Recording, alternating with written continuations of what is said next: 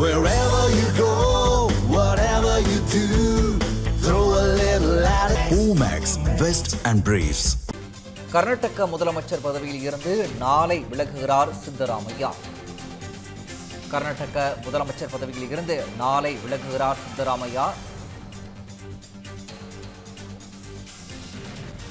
இது தொடர்பான விவரங்களை எமது சிறப்பு செய்தியாளர் கவியரசன் வழங்க கேட்கலாம். கவியரசன், கர்நாடக முதலமைச்சர் பதவியில் இருந்து சித்தராமையா நாளை விலகுகிறார் என்ற தகவல் வெளியாகியுள்ளது. இது தொடர்பான முழுமையான விவரம். 2023 கர்நாடகத்தில் காங்கிரஸ் ஆட்சியை பிடித்த போது முதலமைச்சர் பதவிக்கு சித்தராமையா அப்புறம் டி.கே. சிவகுமார் இவங்க இருவருக்கிடையே கடுமையான போட்டி இருந்தது. அதன் காரணமாக முதல்வரை தேர்வு செய்வதில் தாமதம் ஏற்பட்டது. இறுதியாக பலகட்ட பேச்சுவார்த்தையெல்லாம் நடத்தி சித்தராமையாவை தேர்வு செய்தாங்க. அந்த நேரத்தில் 2.5 ஆண்டுகள் அல்லது 3 ஆண்டுகள் சித்தராமையா முதலமைச்சராக இருப்பார். அதன் பிறகு டி.கே. சிவகுமார் முதலமைச்சராக பொறுப்பேற்பார் என ஒரு ஒப்பந்தம் அவர்களுக்குள்ளாக போடப்பட்டது அப்படின்னு சொல்றாங்க. இது அதிகாரப்பூர்வமாக எதுவும் இல்லை, ஆனா அப்படித்தான் பேசி முடிவெடுக்கப்பட்டது அப்படின்னு சொன்னாங்க. அந்த அடிப்படையில 3 ஆண்டுகள் முடிந்த உடனே டி.கே. சிவகுமார் அவர்கள் நான் முதலமைச்சராக வேண்டும் அப்படித்தானே ஏற்கனவே பேசியிருக்கோம், நீங்க பதவி விலகுங்க அப்படின்னு சித்தராமையாவிடம் சொன்னதாகவும் அதற்கு அவர் மறுப்பு தெரிவித்ததாகவும் எல்லாம் கர்நாடகாவில் தகவல் வெளியாச்சு.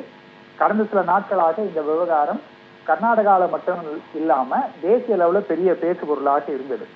இத்தகைய சூழல்ல காங்கிரசினுடைய டெல்லி தலைமை சித்தராமையாவையும் டி.கே. சிவகுமாரையும் டெல்லிக்கு அழைத்தாங்க. அங்க இருவரிடமும் தனித்தனியாக பேசப்பட்டது. அதாவது காங்கிரஸ் கட்சியினுடைய தேசிய தலைவர் மல்லிகார்ஜுன கார்கே, ராகுல் காந்தி, இந்த மாதிரி முக்கிய தலைவர்கள்லாம் இருவரிடமும் தனித்தனியாக பேச்சுவார்த்தை நடத்தினாங்க. அதெல்லாம் முடிந்த பிறகு நேற்று மாலை காங்கிரசினுடைய பொதுச் செயலாளர் கே.சி. வேணுகோபால், சித்தராமையா இவங்கெல்லாம் பிரஸ்ஸை பார்க்குறாங்க. அப்படி பார்க்கும்போது முதலமைச்சர் மாற்றம் பற்றிலாம் நாங்கள் எதுவுமே பேசலை, நாங்கள் ராஜ்யசபா தேர்தலை பற்றி தான் பேசணும் அப்படின்னு கே.சி. வேணுகோபால் சொன்னார். அதை வைத்து ஊடகங்கள்லாம் என்ன முடிவுக்கு வந்தாங்க அப்படின்னா, கர்நாடகத்தில் முதலமைச்சர் மாற்றம் கிடையாது, சித்தராமையாவே முதல்வராக தொடர்வார் அப்படிங்கிற அர்த்தத்துல தான் ஊடகங்கள்லாம் அதை பார்த்தாங்க. கே.சி. வேணுகோபால் சொன்னதும் அப்படிதான் இருந்தது. No change in chief minister in Karnataka அப்படிங்கறத அவர் சொல்லியிருந்தாரு. அதனால அப்படித்தான் இருக்க போகிறதுன்னு பேசப்பட்டது. ஆனா திடீர்னு பார்த்தா நேற்று இரவு இன்று காலையெல்லாம் பார்க்கும்போது இல்ல சித்தராமையா முதலமைச்சர் பதவியிலிருந்து விலக இருக்கிறார், அதன் பிறகு டி.கே. சிவகுமார் முதலமைச்சராக பதவி ஏற்பார் அப்படிங்கிற தகவல்கள்லாம் வந்தது. அதை உறுதிப்படுத்துற வகையில காங்கிரஸ் கட்சியை சேர்ந்த எம்எல்ஏ ஆர்.வி. தேஷ்பாண்டே பத்திரிகையாளர்கள்ட்ட பேட்டி கொடுத்திருக்கிறாரு. அவர் என்ன சொல்லியிருக்காருன்னா, சித்தராமையா அவர்கள் நாளை முதலமைச்சர் பதவியிலிருந்து விலக போறாரு அப்படிங்கறத அவர் சொல்லியிருக்கிறாரு. அதுல நான் பேசணும், சில எம்எல்ஏக்கள் அவர் தான் முதலமைச்சராக தொடரணும்னு நாங்க விரும்புறோம் அப்படின்னு சொன்னோம்.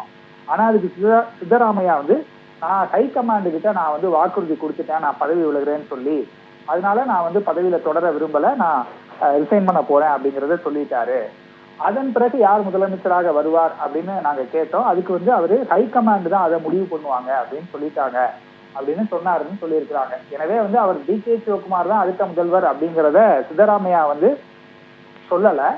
இருந்தாலும் டி.கே. சிவகுமாருக்கு தான் அதற்கான வாய்ப்புகள் அதிகமாக இருக்கிறது. அங்க வேறொருவரை யோசிப்பதற்கான தேவையே இல்லை, அவர் தான் முதலமைச்சராக பதவியேற்க இருக்கிறார் அப்படின்னு சொல்லியிருக்கிறாங்க.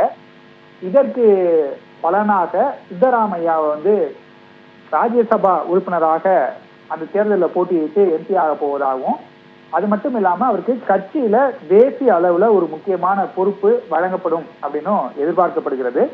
இதுல இந்த முதலமைச்சர் மாற்றம் மட்டும் இல்லாம கர்நாடக அமைச்சரவையிலையும் சில மாற்றங்கள் இருக்கக்கூடும் அப்படின்னு சொல்லியிருக்கிறாங்க. ஏன்னா ஏற்கனவே இருக்கிறவங்கள சித்தராமையாவுடைய ஆதரவாளர்கள் தான் அதிகமாக இருக்கிறாங்கன்னு சொல்லப்படுது.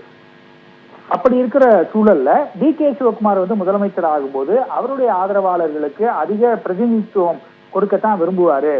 அதனால கர்நாடக அமைச்சரவையிலும் மாற்றங்கள் நடப்பதற்கான வாய்ப்புகள் அதிகமாக இருக்குன்னு சொல்லியிருக்கிறாங்க. இதெல்லாம் வைத்து பார்க்கும்போது இதுநாள் வரை கர்நாடகாவின் துணை முதலமைச்சராக இருந்த டி.கே. சிவகுமார் விரைவிலேயே கர்நாடகத்தினுடைய முதலமைச்சராக மாறப்போகிறார் அப்படிங்கிறதுதான் ஓவரால் பிக்சராக இருக்கிறது.